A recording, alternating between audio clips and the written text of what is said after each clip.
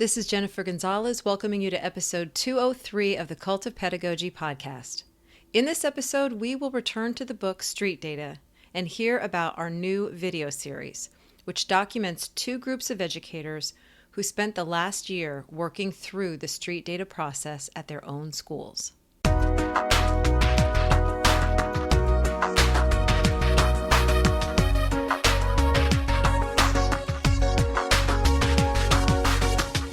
About a year and a half ago, in episode 178, I did an interview with two educators, Shane Safir and Jamila Dugan, about their new book, Street Data.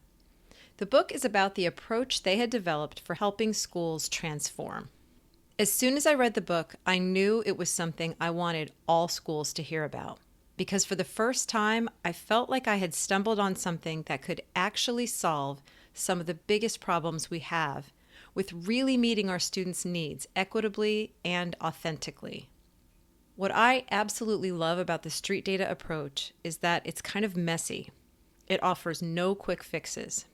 Unlike so many other solutions that we propose for fixing the big, deep, complex problems that plague our education system, street data is completely different because at its core, it relies on sitting down with the students and other stakeholders at the margins, those who typically never get a voice, and simply listening to them to learn what they need in order to be more successful at school. And successful means something different in the street data lexicon. Instead of focusing on test scores, grades, and other metrics that we typically use to measure success, their criteria for success are much more holistic, with student well-being as the ultimate goal. And I don't know if there has ever been another time in history when it's been more apparent that our students are not well. I was so blown away by the street data approach that after we finished our interview in October of 2021, I proposed that we take it further. As much as I felt that their book could really reach educators and change so many schools in ways that they really needed to be changed, I worried that the book on its own may not be enough, that teachers who really wanted to do this work needed more support. While Jamila and Shane do work directly with schools through this process, they are only two people and can only reach so many schools by being physically with them. So I propose that we find a few schools who would be willing to have their street data cycle videotaped, then share their process with the world. And that's exactly what we did. Teachers from two schools, one in British Columbia in Canada and another in San Francisco, California, met 8 times over Zoom, going step by step through the equity transformation cycle outlined in Street Data. The result of that work is a 9-video series that we are releasing on YouTube today. The first 6 videos are available right now, and the remaining 3 will be released over the next few weeks. The fastest way to find the playlist is through the URL cultofpedagogy.com/streetdataseries, all one word. My hope in producing this series is that groups of educators will use it in conjunction with the book to work through the equity transformation cycle at your own school. In today's episode, I will talk with Shane and Jamila about the project, what they both learned from it, and what advice they have for educators who want to embark on this process themselves. We also talk with Amanda Liebel and Araceli, two of the participating teachers, about how the work has changed their practice and how it has had a ripple effect on the culture of their schools. So the first part of the conversation will be just with Jamila and Shane, and then we'll hear from Amanda and Araceli, and then we'll wrap things up with Jamila and Shane again. Here we go. Shane and Jamila, the last time you were on this podcast was October of 2021. That was episode 178 for people listening. And that was when we talked in depth about your book, Street Data. And I was a huge fan. And I realized that the podcast episode that we did was not going to be enough because I wanted teachers to be able to learn this process. So since then, we decided to take last year basically to document you working through the process with 2 schools who volunteered to have their work recorded and shared in a mini-series that we are now releasing on YouTube. So just to help my listeners get an idea who the people are at these schools that we worked with, can you just give us a brief description of each of the 2 schools and why you chose them for this series? Because you had applicants actually apply to be in this series. Well, Jennifer, thank you for having us back for this conversation. Just reflecting back, first, I want to say that, 63,000 people have engaged with street data since it came out less than 2 years ago, which is an incredible and unanticipated reach. And there have been dozens, if not hundreds, of school districts and organizations grappling with how to do this work, and thousands of teachers. And so to get to spend time with two teams of teachers right on the ground, right, with folks as they walk this path was such a beautiful learning experience, I think, for both of us and hopefully for them as well. We put out an RFP, if I remember correctly, Jamila, on Twitter. We were just like, here's a short application. We want to work with a couple of teams. And we got back a fair amount of interest. And then as we looked through those applications, two teams really rose up as just seeming ready to do this work with us. I'll talk about the one from British Columbia and then invite Dr. J to talk about the one from San Francisco. So the team from BC is from a middle school called Constable Neil Bruce, which is a story in and of itself with a colonial military legacy in the title. And it's the largest middle school in the division in a district called Central Okanagan. Middle school is big. It's 950 students. About 35% of those students are Indigenous. And the school is very split in terms of socioeconomics. So low income, middle income, and high income families, a lot of kids with free and reduced lunch, etc. Very diverse learning profiles. They came to us in the application with the following problem of practice. They said, our Indigenous students struggle incredibly at this school. We are the first off-reservation school many of our students attend. Intergenerational trauma, drug use, and truancy are real factors for some of these students, and our Indigenous advocates work extremely hard to keep families and students engaged at school. Sort of a summary. And I think they were really trying to understand what their role was as leaders and teachers in creating a safe and welcoming space of belonging for Indigenous students to be able to learn and grow. So we were compelled by the demographics of the school, the fact that it was a Canadian school, and then the depth of the problem of practice. And then we have Buena Vista Horace Mann.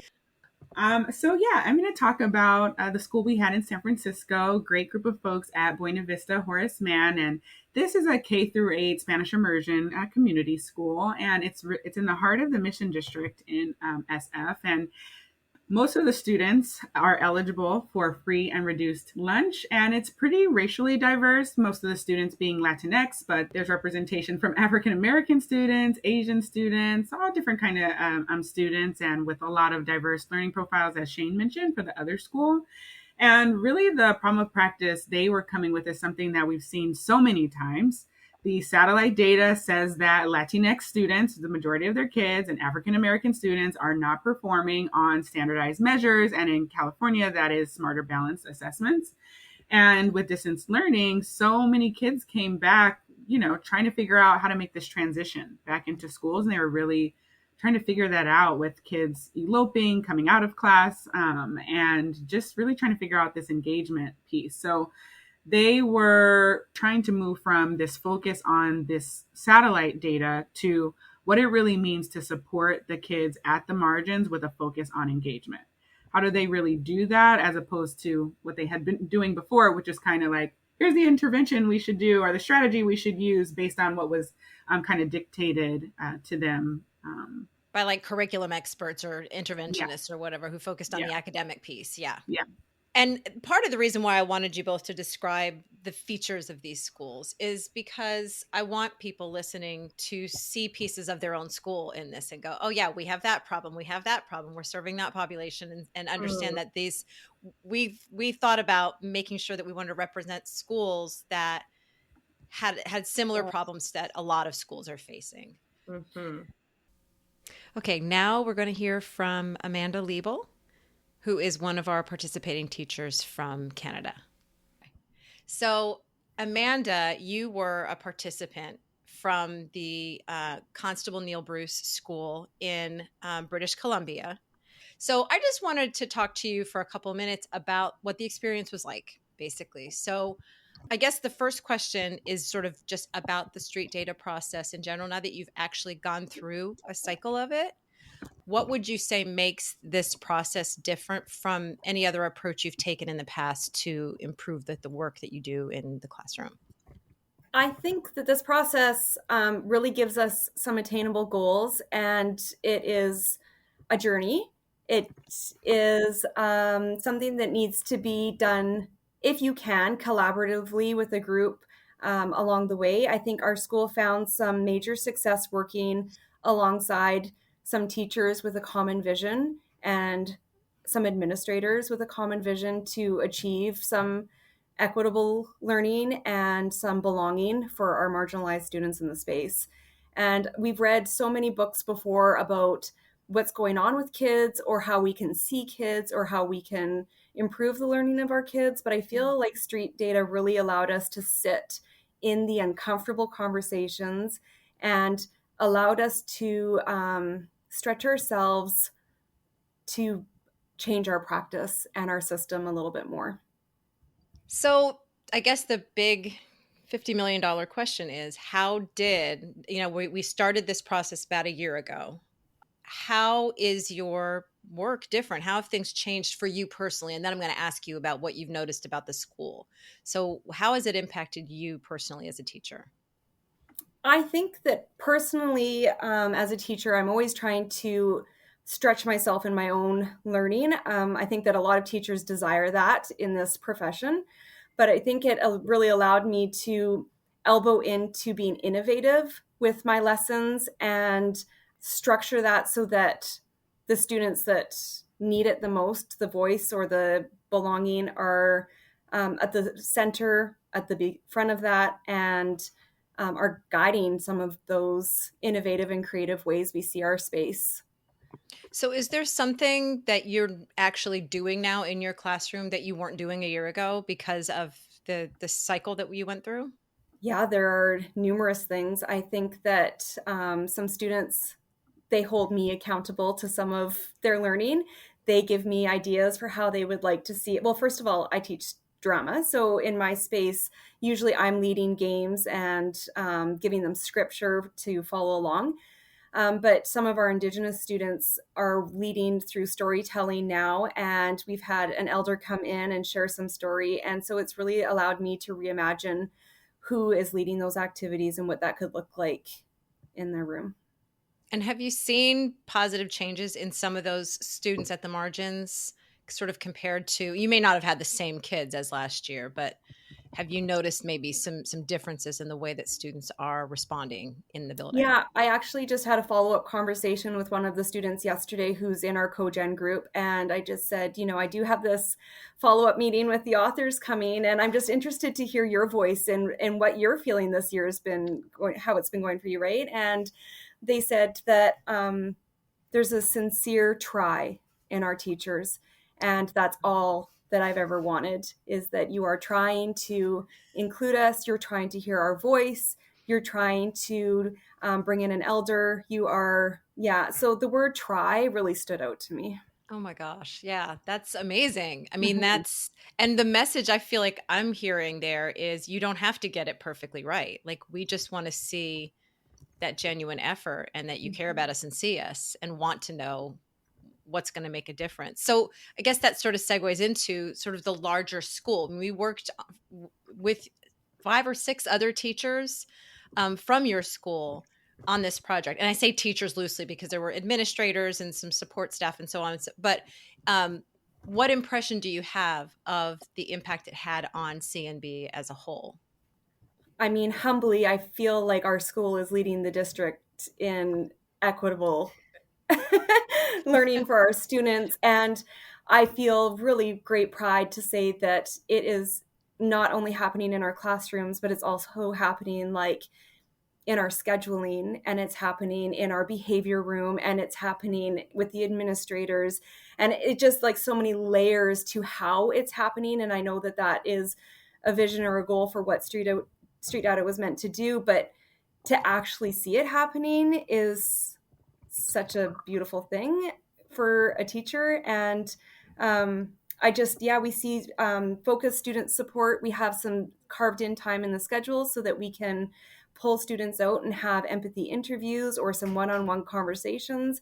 It doesn't even need to be a structured empathy interview. We're welcome to take that student and go play a board game with them and just have a moment to connect with some of our students that don't have that sense of belonging at our school. So you've taken a lot of the pieces of the process and sort of blended them and woven them into your practices, like more informally even. They're just sort Absolutely. of part of the structure of the school. Did you notice interest from others who were not signed on to the focused work that you all did for the year? Some of that is happening organically, and some of it is happening with purpose, like having book club meetings after school still and mentorship meetings. And then, of course, our work that we're doing with another neighboring middle school as well. So some of it is happening on purpose. But my student just said to me, it's really neat because I'm doing a display case where I get to talk about Orange Shirt Day. And I wrote a paragraph to go along with Orange Shirt Day. And my English teacher counted that as my writing mark. That's never happened for me before. Does everybody know what Orange Shirt Day is in the States? No. I need to illuminate that. What is Orange Shirt Day? Orange Shirt Day is recognition for truth and reconciliation with our Indigenous people and moving forward to a deeper understanding of some of the hurt, trauma from the past and how we can reconcile that for our future. I think every child matters is like the mantra connected to that, right? And I'll just comment, like as a guest and visitor living in BC this year, when Orange Shirt Day happened a few months ago, I was so moved walking around Victoria and seeing just like dozens and dozens of people wearing the orange shirt that said "Every Child Matters," and it was like in the coffee shop, in the grocery store. Indigenous people, European descent, settler people, like it felt very unifying and very like visually moving. How will street data continue to influence the way you approach your work as an educator? It's hard to undo the work that you've done. I think once you are shaped into deep listening and putting students' voice at the forefront of your classroom, it's hard to undo that. So I think it will forever be a part of my practice and my pedagogy to continue innovative ways, because it will be different for every student. It will be different for every classroom that I have walk through that room, but it will continue my journey of how I can best, approach those students and give them the safety that they need in this kind of brick and mortar building that they walk into that may not be so comfortable for a lot of them. Yeah. So Shane and Jamila, I want to open up the floor to you. If you all have other questions for Amanda that have come up. I mean, it's hard for me to pull up questions because I just have so much gratitude for Amanda and her colleagues and the other team, the other school that went through this with us, because when you see the miniseries, the way that they showed up with the level of vulnerability and trust in the process and consistent digging in and the highs of, oh my gosh, we found this out, and the, oh my gosh, this is really hard to, hear and find out. We couldn't have asked for more. And so to hear the transformation that's happened for you, to have actually gotten to interact with student voices ourselves, right? And what that took for you all to make that happen in the midst of craziness. I just am so grateful. So my only more of a request, like keep at it, keep doing what you've started is amazing. And I mean, if you had an hour, you probably could just, there's so many pedagogical shifts that you made in so many. And I just want you to keep it up and keep sharing your learning. I'm beyond grateful to you and all of the folks who participated. So thank you. And thank you for giving us the language. I think what stuck with me the most throughout the process was the abundance mindset over the deficit. And it just is my mantra of what is always there, and the something that's better than nothing kind of. And I'm happy to point it out to fellow staff mates when they say, what is this process? And, we're looking for the quick fixes of why isn't it better already? And then if we satellite out and we pick out the things that are going well and we start to highlight with an abundance mindset, the things that have come so far already, it is, yeah, it's really great. So thank you for giving us the language to use here. Having edited so many of the videos a lot aggressively in the last 2 weeks, I'm seeing a lot of the middle right now. And you two definitely did so much coaching of that mindset stuff. I mean, Jamila, the number of times that you said, simplify, guys, keep it simple, make it a small goal, make it attainable. This doesn't have to be perfect. Just get in there. And there was so much of that. I mean, you'll realize it because some of these videos haven't even gotten finished yet. But what Amanda's saying is, I just want to echo that. When you were talking about abundance mindset, Amanda, I was picturing the photo that you shared in the last one with one of the young women throwing her head back in laughter and the other one's leaning in, and all the joy in that picture. And then Elise sharing this data that we don't often talk about of witnessing the same students walking down the hall the previous year with headphones on, hair forward, kind of, enclosed in a sense of self-protection, and her as an administrator seeing them open up and just transform really in your care and in the work you're doing. Mm-hmm. I'm curious what it's been like to lead and mentor other teachers in the system around the work. I think that's a whole, yeah, it's really enjoyable to lead other colleagues through the work. It has its challenges because I can see the work because I've been in the process. And so I really I want them to have the trust and the faith that this is leading us towards. I mean, honestly, any work that you're sitting down with students is good work, but that it is really great work that we're doing, and that if they lean in a little bit, they will see a lot.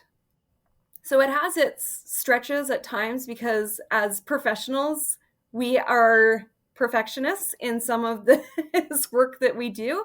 And there's a sense of control, and there's a sense of I can't, right? Or there's no time. And so it's really also guiding some of our colleagues out of that mindset.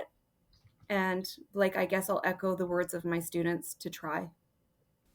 And now here is my brief interview with Araceli Leon, who is one of our teachers from Buena Vista Horace Mann in San Francisco.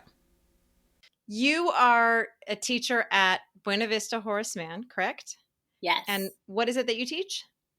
I teach kindergarten Spanish immersion. Perfect. And so we've completed this year of working with Shane and Jamila on street data. And so my first question is, in your opinion, what makes that process different from other approaches that you've taken in the past to improve your work? I think it's very interesting.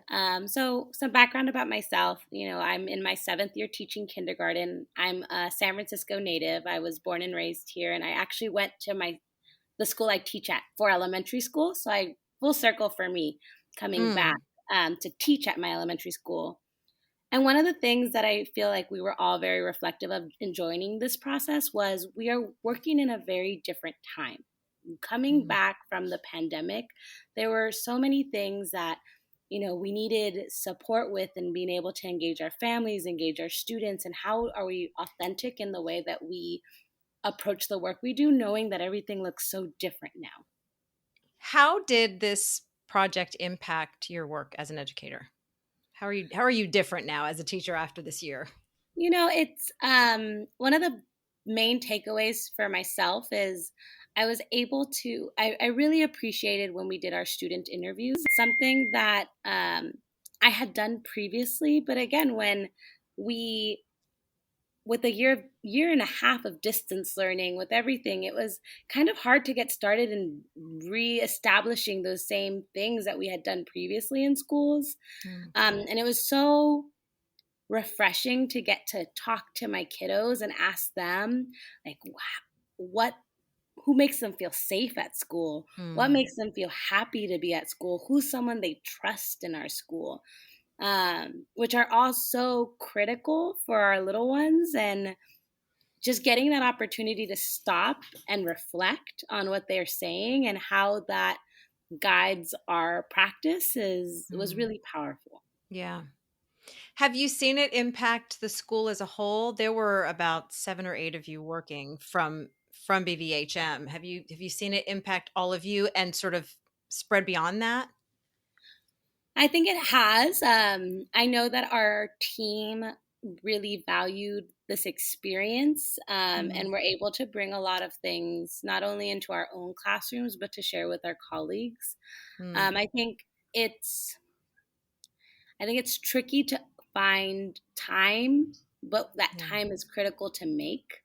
And I think now, before I've done student interviews for different things, different topics, different subjects, but really developing that sense of belonging of students hadn't been my intention or objective prior to this project. Whereas now, I got to engage in the interviews in the spring of last year. Whereas now I made sure to check in with them at the beginning of the year and interview them and see how you're feeling. And then now at the end, I'll have a more of a reflective conversation. Like, what are things that shift or have shifted for the kiddos after a year of being at our school? Yeah. So how do you think this project is going to continue to influence the way you work? I think it's going to become, interviewing students is going to be something that I definitely embed into my practice more frequently. Right. And I think I've seen that for my colleagues as well. It is just so powerful to just hear their voices. And I work with 5-year-olds, so really getting them to express themselves and just to hear how happy they are in school is such a motivator. And especially in such a hard time to be a student, to be a teacher, it's really refreshing to get those reminders of our whys, and they are our whys. Yeah. If you had any sort of advice for teachers who were just getting started on this, what would you say to them? Right now, we have to, as educators, we have to really focus in on the heart work of it all. And our kids, and really getting to them from where they're starting and really connecting with them as the little people that they are, and getting that opportunity to take a step back from the academics and really just getting to invest in what they bring to the table already. And getting to know from them has been so powerful in reaffirming why I do what I do. So really sometimes I think we get really hyper focused on all the things we have to do. And of course, everything is important in the balancing game of education. But having those moments to take a step back and getting to reflect and just hear from them what brings them joy incites a lot of joy for myself, and it brought a lot of joy for my colleagues as well. Okay, and now we're going to return to the conversation with Shane and Jamila. So we've been through, and I want to sort of keep emphasizing that this work is never actually done. So we're not done, but we're not done with these schools. Like, they're not finished and fixed, but they've completed one equity transformation cycle, and the cycle is a circle. So it just keeps going. But now that you have worked through this, over the past year with these 2 schools, how do you feel it went with these 2 schools? So I think it was really eye-opening and affirming. First of all, there's just so many deficit narratives about schools and teachers and students, right? Like, even when folks come to us, it's like, we have this issue, we have this problem, but we're missing an opportunity to identify what we have missed, the abundance, the assets that we have missed. And so it felt really affirming to be reminded that teachers are busting their behinds to make sure that their kids get what they need. They are trying really hard. And students have big dreams. We knew this, but as the teachers were a part of this process, they got to be invited into the stories that might be, challenging for students, but also what students want. There's so much richness that we could be using to work with our students. So it's just affirming to be reminded of the dreams of students and teachers. And also, it was affirming and reminded me how much time and space is needed to dig in for transformation. We keep trying to force it in, like give you 40 minutes to prepare your entire, day or week of lessons. And with that limited time and such a big ask, it's stressful, it's painful, and it causes a lot of harm for students and teachers. And so what we really did in this process that makes me think about how it went is we gave time and space to reflect deeply. And when you do that, at least what I believe we all observed was that change becomes visceral, it becomes authentic, it becomes meaningful, and it becomes really specific, both to individuals and their whole beings and in the classroom practice. So it was really affirming for some of the things I think we've known, but don't always pay attention to. But we really got to see what happens when you do give time and space and think through an abundance lens. Yeah, I love all of that. And I think for me, it was a surprisingly moving process and personally transformative. I didn't expect it to be so emotional, to walk alongside these teachers and to witness their growth and their kind of emerging and growing self-awareness.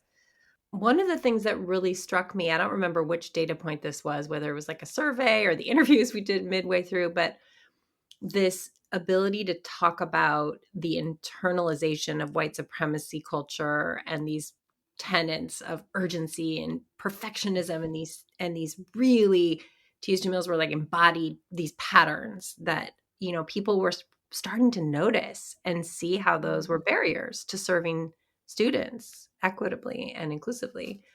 And just like people's fluency and capacity to name those dynamics was surprising to me. And I think just it was a gift to be learning alongside them. Like we were frankly building the plane as we flew it. Like, okay, what are going to be the slides today? How do we scaffold this? Now we have all this material from collaborating with you and the teachers. I loved that. There were certain pieces in the videos where you were like, we just made this and no one else has seen it, but we're going to try it with you guys. And I thought, this is amazing. This is so great. Literally, yeah. It was like the raw material. And so I feel so lucky that we got this real-time feedback from committed practitioners on the ground around what they needed to be able to move through the process. Yeah. So, okay. So the next question is, and I'd like you to both answer this one.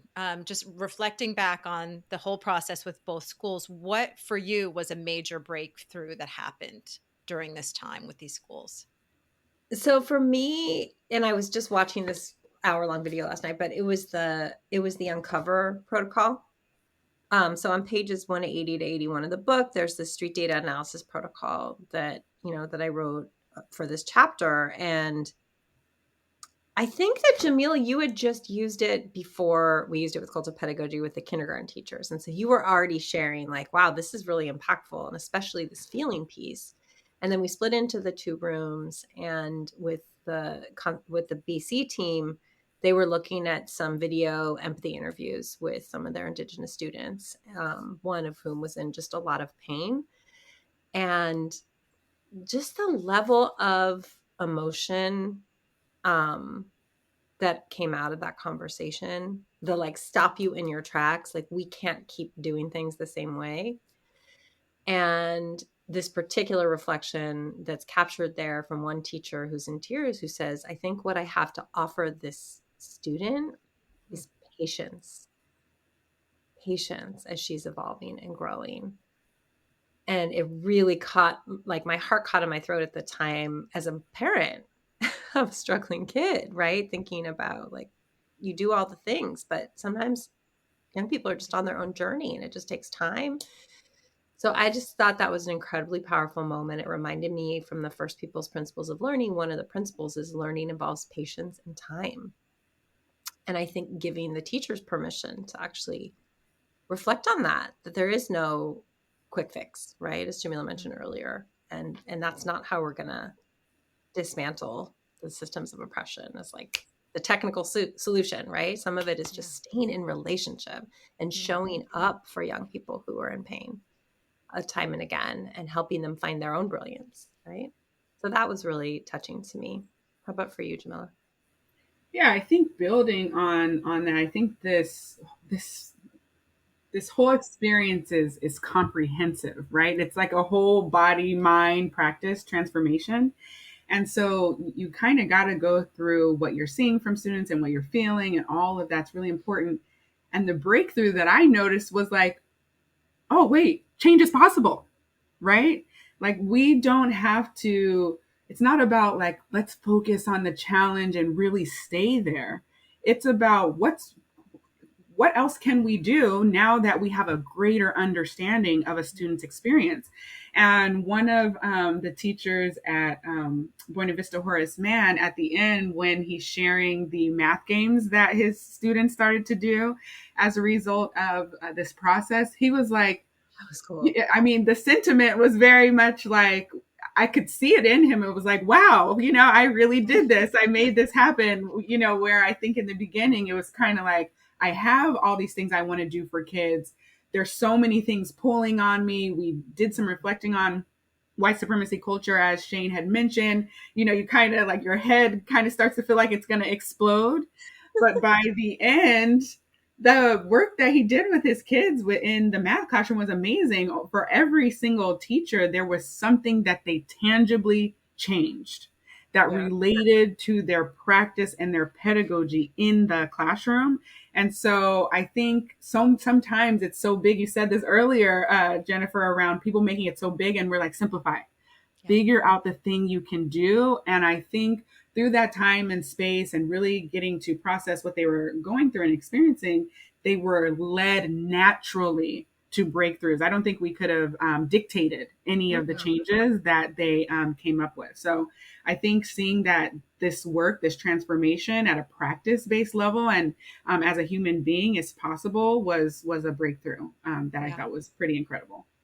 Just like listening to you talk reminds me of the butterfly effect, right? And how the butterfly flapping its wings can change the climate in another hemisphere. Like, that's what it feels like. It's like these small changes, but then listening to Amanda today, you can see how it amplifies, right? It's like this exponential increase. Yes. You get really local about a specific practice, and then suddenly you feel permission. Suddenly you're influencing people around you, and suddenly other schools are like, what are you doing? How do I do that? And suddenly it's growing and it's growing. And I think that's like the theory in this, but to see it play out was really beautiful.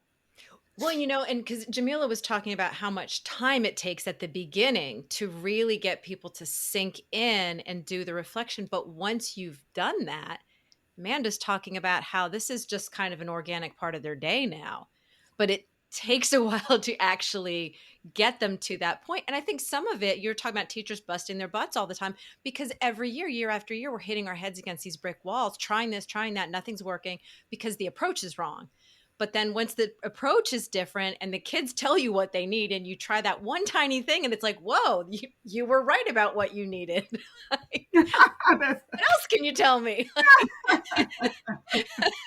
So true. It doesn't it sound so like kind of crazy that really if we just slow down and be with, so many beautiful things can happen. It's amazing. Yeah. So let's sort of shift our focus to this. The point of us making this video series was to equip teachers out there, because there's only two of you. And as much as I am trying to get you to like replicate yourselves somehow through some online courses or whatever, which I still hope you're going to do. This is what we could do. I was like, let me at least film the work you're doing so that we can get it out there. And because you all do not have infinite amounts of time and energy to work individually with schools. Covering that this month again.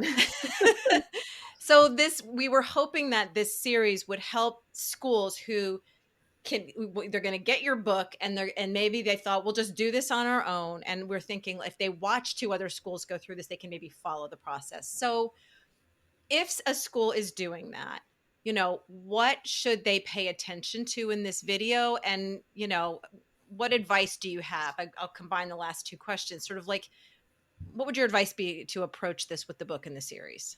So the first thing I'm going to say is if you put expectations on for what the experience will be, then it's probably not going to be that. I really would say it's really not a technical process. And so if I'm going to give you something that you should pay attention to, it's the embodied experience of the educators. And what I mean by this is how they feel, what they're thinking, what they're saying, the subtle and nuanced transformation that's happening for them. I'd almost be like street data ethnographers and then kind of seeing what their experience is and then kind of applying that to your own, or kind of how you see structuring the time and applying that to your own context. There are so many aha moments they had that are pedagogical. You will see that. They are also deeply personal. And so it can be really easy to go to the series with a technical lens and go like, what are they trying to do? What strategies come out of the cycle, right? Like, because that's what we're oriented toward. That's like super what we're used to, right? What strategies come out of this? But it's really much more about their ultimate passions and ultimate dreams for education, and how listening and sitting with really feel, what that really feels like, sitting with the felt data, and what moves you can make when you are slowing down and focusing on your whole bodied experience. And ultimately, I think if you tune into that and kind of see it as like, what was this school experiencing? What were these educators experiencing? And how do we use this as an opportunity to create learning experiences for us with the equity transformation cycle? I think it's going to be much more authentic and feel much more powerful. In terms of folks who are going to go through the video series, and thinking about how they should go about it and advice I might have, fidelity and consistency. What was amazing for this group of teachers, they showed up even when it was hard. They had so many things going on in their schools. I mean, a lot of different things, big ups, big downs though, but they were committed to seeing the process through. Moving through the equity transformation cycle is really about the process of transformation. So I would really encourage folks to be ready for being in the process and seeing what it's like when you change the way that you're being, not so much when you change what you're doing. You will change, you will make changes, but it's more about what it's like to be with folks as opposed to like just what can I fix. So I think fidelity and consistency, and even when it's hard, don't cancel the meeting. And if you do cancel the meeting, reschedule it. But have fidelity to the process, because if you get to like uncover, right, you listen and you uncover and then you stop, it'll be beneficial, right? But we want you to actually reimagine. We actually want you to go back and listen if you need to do that. And that way you can do it over and over again. So I would really encourage, or actually slightly demand, that people do that. This is just reminding me so much of moments in the video where you're like, we suggest no. I'm going to ask that you do this, not suggest. Jamila, basically. Yes. I love it. Okay, Shane, what advice do you have? What should people be doing with these videos? So I would invite people watching these videos to pay attention to something Jamila mentioned, the tenacity of these learners, the refusal to back away from the learning even when it gets hard, and then the vulnerability that they show throughout the process, the willingness to open their hearts and be with people in their buildings, right? Staff and largely students to be with. I think connected to that, something that is really important to notice is what it looks like for teachers to sit in uncertainty and not knowing in order to get to a place of deeper knowing. So a lot of times, right, to this point, Jamila made around strategies, like our PD is organized around a discrete skill or thing you're going to do or a lesson plan or this or that. And so much of this learning was about just being in uncertainty and discomfort. Like, I don't know what to do next. I don't know what this means. Yeah. And you'll see that a lot as you watch. So I would say just notice that, notice your own discomfort as you watch that. If you're feeling like, what's the next thing they're going to do? Like, make that a self-study rather than projecting it onto the team. And the last thing I invite folks to notice is, what's the role of admin in the groups? So what does it look like for administrators to be stepping back, decentering themselves as experts, and also learning alongside? So I think there was a humility that I noticed in a lot of the administrators. And also, like Jamila said, like they still showed up. It wasn't like, well, this is something the teachers are going to do, so we'll be like handling the real business of school while they learn. Like they showed up and they witnessed and they participated. but they weren't trying to be the experts in the room. So that feels like something really worth noticing. Yeah. Yeah, that's great. Only other thing I would say about the approach is just time. We always say this is not a curriculum. This is not a pacing guide. This is not, even like a roadmap. This is like hopefully a transformative framework for change that builds on so many legacies of knowledge and wisdom and cultural wealth. And so this could be easily an entire year's worth of professional learning if you slow down and do it, as Jamila said, with fidelity, right? It's not like we're going to do one workshop or we're going to watch like 5 minutes. Like really, if you want to take up this work, create the time and space for people to wrestle with what they need to wrestle with. Would it be safe to say that if people are starting this process and they're wondering if they're doing it right, that probably means they're doing it right? If they're like, I'm not sure, because that does seem to be part of the beginning stages.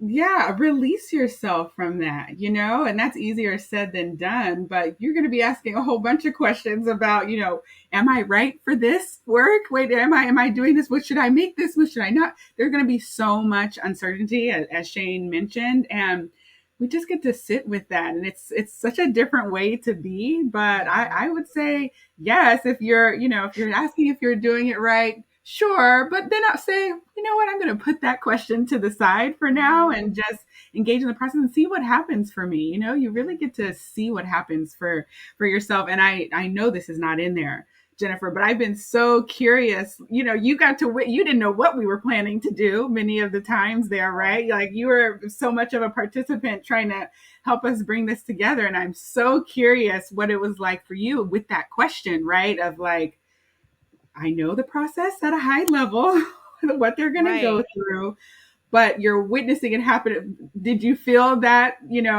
sense of what's going to happen? How did it feel for you? I guess is the simplest way. Yeah. Well, it's funny because I actually jumped in. I think it was the first meeting and you guys were talking about epistemology maps and stuff. And my head was swimming and I was just like, and I felt like this went over like a ton of bricks, but I was just like, I just want to let everybody know that if you're feeling confused, I'm a little confused too. And I didn't put that in the video, but I was just like, I didn't want them to give up. Yeah. I wanted them to stick with it, but I was just like, this is overwhelming right now, some of this terminology. And after that, and especially once they started talking to the kids, then it was just like, oh, this is like, and I mean, the difference between, that's what I try to do on my website all the time is like, here are 10 strategies you can use for note taking and blah, blah, blah. And so it's the opposite of that, but it's the other piece of what I've always tried to do on Cult of Pedagogy, which is that the presence of the adults in the building and their emotions and their responses to things is so influential in terms of what happens. And we hardly ever get into that. And it's not only our own emotions and our own baggage, but it's the way that we respond to how the kids present to us.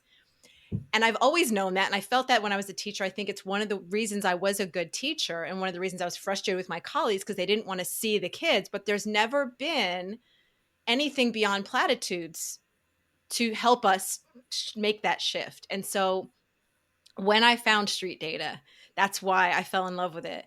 But that's why I also thought people aren't going to be able to do this completely on their own. They need a visual model because it's too deep and it's too slow. Otherwise, they need to see how slow it is and that it is going to work at the end. So I loved it. I loved it's what you all said before, the honesty that these teachers brought to the table. And I don't know. I'm hoping that they can be role models for all teachers because I do think that there are a lot of teachers out there who started their work in education with all the right intentions and hopes and even pedagogical skills and just got crushed under the disappointment of it not working. And they still don't know why it didn't work. And so some of them have gone to bitterness in just blaming these kids, these parents, kids today, blah, blah, blah. It's, you know what I mean? And it's just like, these are all just unique human beings who have the same feelings and emotions that you do. We just have to figure out how to get to know each other and make it work for all of us. And it's been that missing piece, I think, for forever. So that's why I just want to get people to do this. And Jennifer, I would just say, like, Yeah, and then the strategies work, right? Like we Yes. need the 10 strategies, right? Like I would just say, like when I look at your videos on the website, they are very useful, but it's Yeah. how we show up with them, right? Well, As opposed to yeah. just pulling that. So I just want to affirm those strategies are really Well, great. thank you. But like there was one line, because I've been doing the captioning, so I've been looking at the language everybody's been using really carefully, and there's this one line that was used right around that same moment that Shane was talking about in the Uncover, where they were talking about the difference between seeing whether a student is a can't or a won't, and Ooh. understanding that their behavior is that they are carrying so much on them when they come to school that they can't do what we're asking them to do. It's not that they won't, and we see it as a won't. They can't because of all the other stuff that they have going on. And that's why sometimes when I put strategies out and teachers are like, Dang, I tried it, that won't work. And it's like, it's the can part that we have to figure out. It would work if we have this other stuff. This other stuff is absolutely necessary, and you can't work around it, and you can't punish your way around it, and you can't, it's so and the other thing too that I think it could be an issue for some teachers, that was also a struggle for me, is the stuff that is the war between the indigenous ways of thinking and the Western ways of thinking.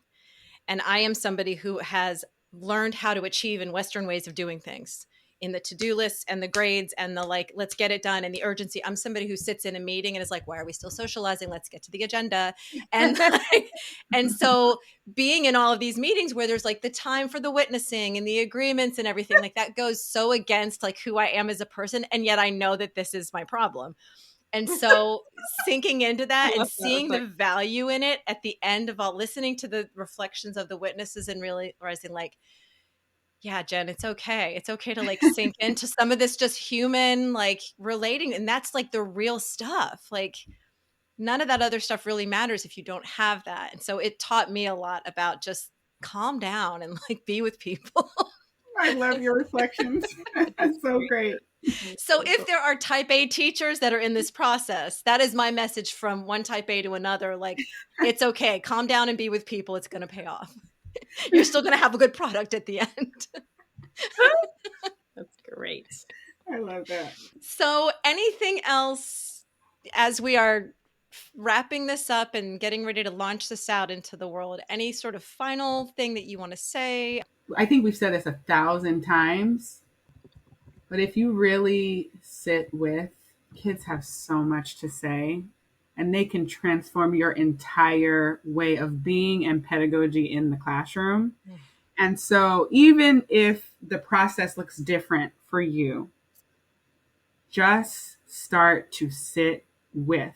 And if you're an administrator, start to sit with teachers or start to sit with families, but they have so much to say and can inform us.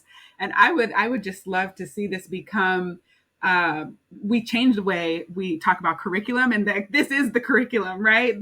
Like we have some things we want kids to learn, but now we're going to sit with them and consistently figure out what it looks like to help them learn those things. So I really encourage everyone. First of all, I hope you go look at it and really, engage with it fully, but also just, if nothing else, start to really sit with our babies and our humans, because when we do that with intention, so much can happen. So thank you both for writing this book. And Shane, I'll say again, I still have the listening leader on my shelf that I've had for years and never even opened it. And I realized so much of that ended up in this book. And so I'm glad I got this one and read it because I think that I'm just glad that you all took the time and energy that it took to actually put the book together and then agreed to do this, to spend this year. This was a time-consuming process to do all this. So it's really worth it. I hope so. And I hope we can reach a lot more schools now that they can sort of watch you both in action. Well, but thank you too. I mean, for the people who go through this, I mean, people love Cult of Pedagogy, and it would be such an honoring of your work as well with what it took to put this together. I mean, your thought was, these ideas are phenomenal, but what can we get to teachers that helps make it a reality? And you really came to us with that idea and have put in a tremendous amount of work to bring this to life. So I just, if you love Jennifer and Cult of Pedagogy, just please also honor the time and space and the thought that you put into bringing things that matter and work for teachers into practice. Thank you. People get very excited when we mention this. Really? You have a big reach. They're like, what? Oh my God, you guys plus Cult of Pedagogy? You're like not even a person. You're like a character. I know. I've heard people refer to me as Cult of Pedagogy. I'm like, I have an actual name. That would be a very weird name. POP. Anyway, thank you both of you. Thank you again to Jamila and Shane and to the teachers at Buena Vista Horace Mann and Constable Neil Bruce for the time and energy you put into this work. For links to all the resources mentioned in this episode, visit cultofpedagogy.com, click podcast, and choose episode 203. To go directly to the Street Data video series, go to cultofpedagogy.com/Street Data Series. And to get a bi-monthly email from me about my newest blog posts, podcast episodes, courses, and products, sign up for my mailing list at cultofpedagogy.com/subscribe. Thanks so much for listening, and have a great day.